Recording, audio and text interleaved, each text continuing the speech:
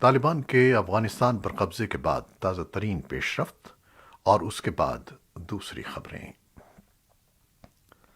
امریکی نائب صدر کملا ہیرس نے سنگاپور میں کہا ہے کہ امریکی حکومت امریکی شہریوں، ہمارے ساتھ کام کرنے والے افغانیوں اور خواتین اور بچوں سمیت ان افغانوں کو افغانستان سے نکالنے پر توجہ مرکوز کر رہی ہے جو کسی بھی طور متاثر ہو سکتے ہیں۔ طالبان رہنما اب بھی داخلی سطح پر مذاکرات کر رہے ہیں اور سابق حریفوں سے ملاقات کر رہے ہیں تاکہ وعدے کے مطابق ایک جامع اسلامی حکومت تشکیل دی جا سکے۔ جرمنی کی فوج نے اطلاع دی ہے کہ کابل کے ہوائی اڈے کے شمالی دروازے پر فائرنگ کے نتیجے میں ایک افغان سیکیورٹی افسر ہلاک اور 3 دیگر زخمی ہو گئے ہیں۔ برطانوی وزارت دفاع نے ہفتے کے روز ایئرپورٹ کے قریب 7 افغانوں کی ہلاکت کی تصدیق کی ہے۔ طالبان نے کابل کے ارد گرد ہوائی اڈے کے افراتفری کے لیے امریکہ کو ذمہ دار ٹھہرایا ہے، جہاں لوگ باغی گروپ کے ملک پر قبضے کے بعد وہاں سے نکلنے کی کوشش کر رہے ہیں۔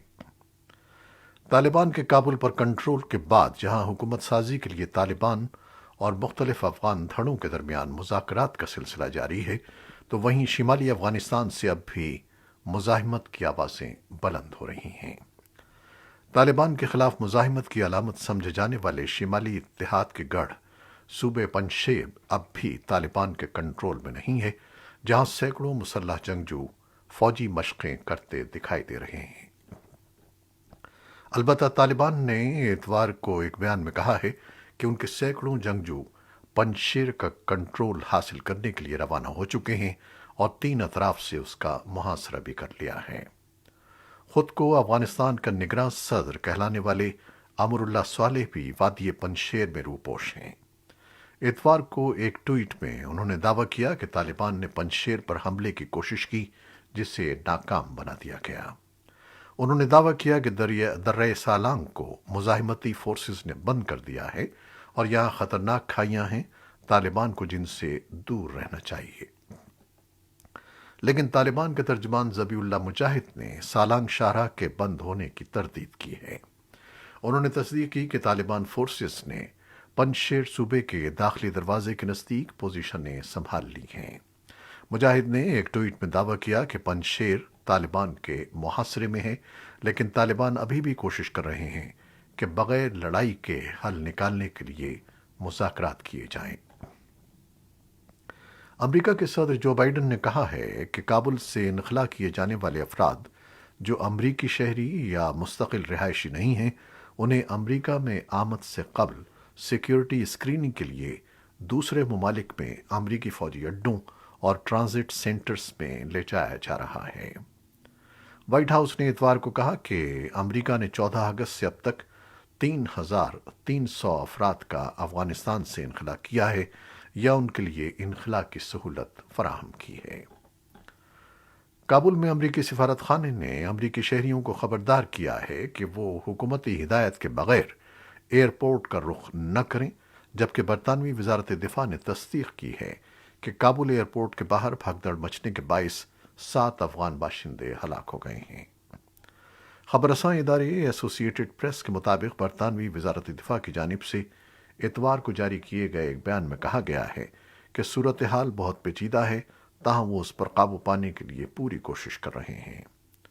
ادھر ایک امریکی اہلکار نے ایسوسی ایٹڈ پریس کو بتایا کہ کابل ایئرپورٹ پر حملے کے خطرے کے پیش نظر امریکی فوج محفوظ انخلا کے لیے نئی حکمت عملی تیار کر رہی ہے۔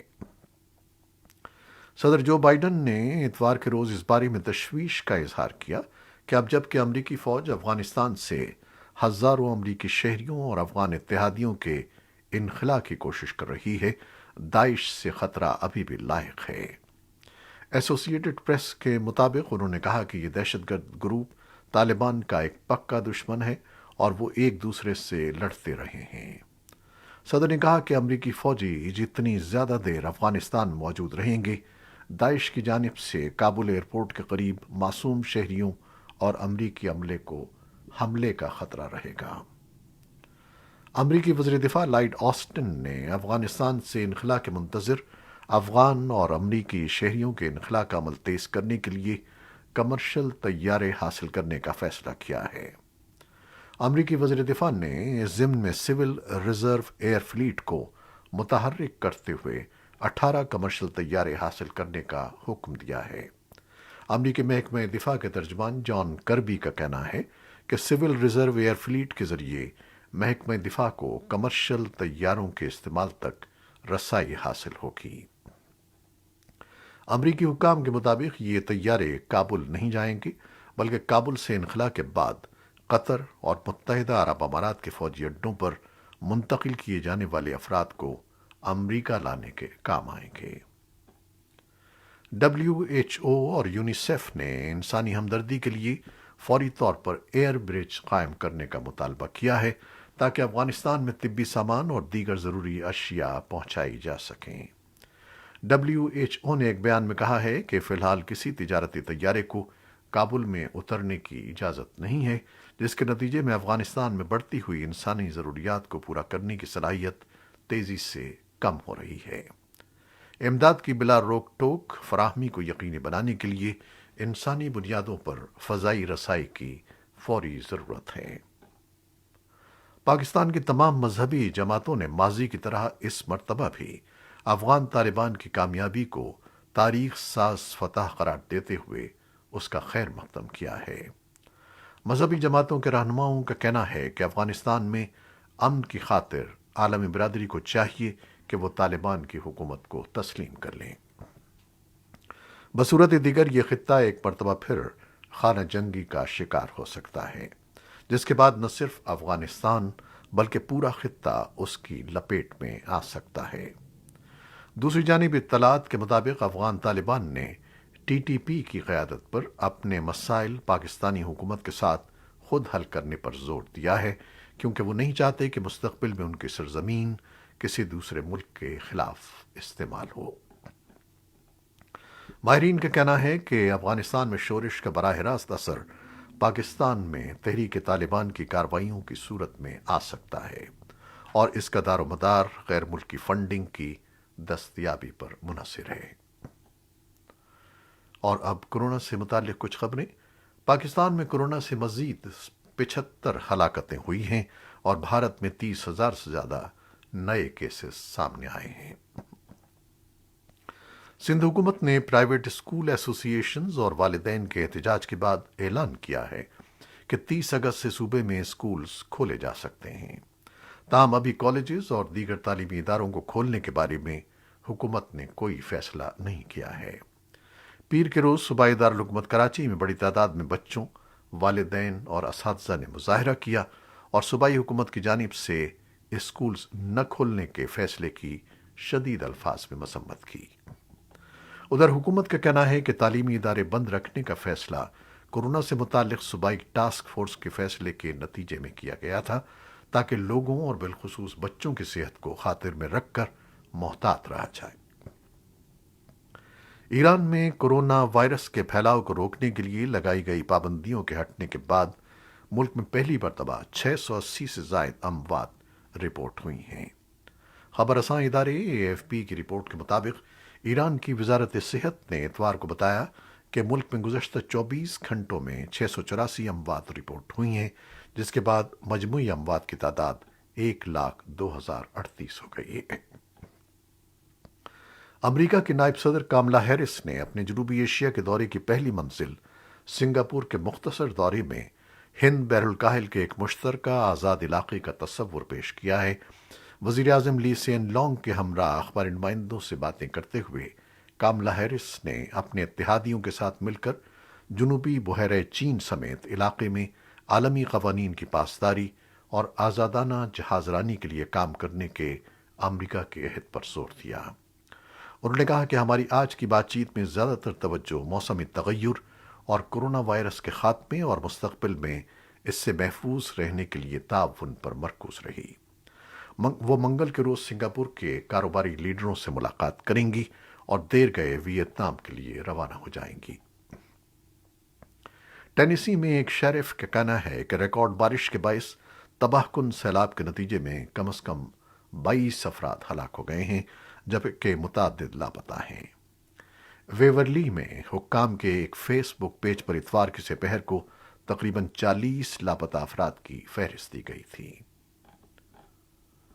हमफरीज काउंटी के शेरिफ क्रिस डेविस ने कहा कि लापता होने वालों में से मुतअद्दिद अफराद का ताल्लुक उन इलाकों से है जो हफ्ते के रोज अचानक आने वाले सैलाब से सबसे ज्यादा मुतासिर हुए। खलीज बंगाल में 14 अगस्त को कश्ती डूबने के बाद 2 दर्जन से जायद रोहिंग्या लापता हैं और खदशा है कि वो डूब गए हैं। ये अफराद बांग्लादेश के एक दूर उफ्तादा जजीरे पर वाक़ई पनागुज़ीनों की बस्ती से भाग रहे थे। पुलिस और दीगर ओहदेदारों ने बताया है कि डूब जाने वाले रोहिंग्या बज़ाहिर कॉक्सिस बाजार वापस जाने की कोशिश कर रहे थे, जहां वो दुनिया के सबसे बड़े पनागुज़ीन कैंप में रहते थे। और अब क्रिकेट। किंगस्टन टेस्ट के तीसरे रोज के इख्तिताम तक वेस्ट इंडीज ने 3 विकेटों के नुकसान पर 39 रन बना लिए हैं। इससे कबल पाकिस्तान ने 302 रन पर अपनी पहली इनिंग्स डिक्लेयर कर दी थी। किंगस्टन टेस्ट के पहले रोज पाकिस्तान ने पहली बैटिंग करते हुए 4 विकेटों पर 212 रन बनाए थे, जब बारिश के बायस दूसरे रोज का खेल नहीं हो सका था।